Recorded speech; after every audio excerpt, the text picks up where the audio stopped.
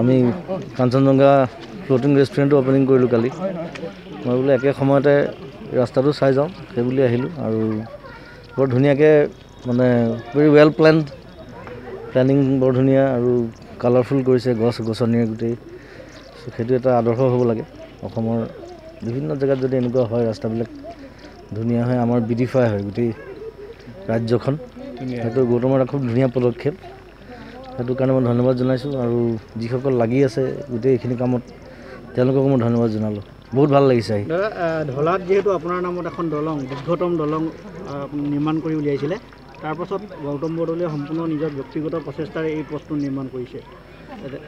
অনুভৱটো কি ক'ব আপুনি, কেনেধৰণে? এইটো খুবেই আনন্দৰ কথা এটা আৰু সাধাৰণতে মানুহ মৰাৰ পিছত এইবিলাক বনায়, ৰাস্তা হওক দলং হওক কিবা হওক।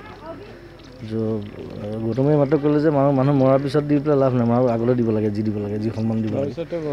চ' তাৰ কাৰণে থেংক ইউ ভেৰি মাছ। এই জেগাডোখৰ আপোনাৰ কাৰণে এটা স্মৃতি আছে। ইয়াতে আমি আড্ডা মাৰিছিলোঁ আগতে, আমি প্ৰথম ৰিহাৰ্চেল কৰিছিলোঁ আমাৰ ঋতুৰ ঘৰত, ভাস্কৰৰ ঘৰ ইয়াতে। মোৰ প্ৰথম বেছ গিটাৰিষ্ট বম্বেত একেলগে আছিলোঁ আমি প্ৰায় 10 বছৰ। ঋতুৰ ঘৰৰ ওচৰতে এটা যুগ। মায়াটো ইয়াত বনোৱা হৈ আছিলে, যোৰহাটত বনোৱা, কিন্তু ঋতুৰ কিবা এটা ঘটনাক লৈ পেলাই মায়াটো বনোৱা হৈছিলে। চ' ঋতুৰ লগত মোৰ ফ্ৰেণ্ডশ্বিপটো অলপ বেলেগ ধৰণৰ সেইকাৰণে আগৰ পৰা। আৰু আমাৰ গোটেই গ্ৰুপটো আমি যেতিয়া লগ হওঁ এইবিলাক কথা পাতোঁ, ডিব্ৰুগড়ৰ কথা, যোৰহাটৰ কথা। ৰিহাৰ্চেল কিন্তু বেছিভাগ ইয়াতে হৈছিলে আমাৰ ডিব্ৰুগড়তে, প্ৰথম অনামিকা ওলোৱাৰ পিছত। এতিয়া গান নহয়, নগাঁও, গোলাঘাট তেনে কিছুমান জেগাত দেখিছোঁ, কিন্তু বহুত জেগাত ৰাস্তাৰ এতিয়াও অৱস্থা খুব বেয়া।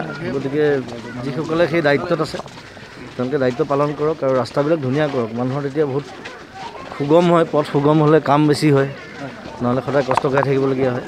সেইটো নিবিচাৰোঁ। এতিয়া 21শ শতিকাত অসমৰ নিচিনা ইমান মডাৰ্ণ এখন ৰাজ্য, ব্ৰিটিছৰ আণ্ডাৰত থাকি চব কাম শিকিছিলে ইয়াত।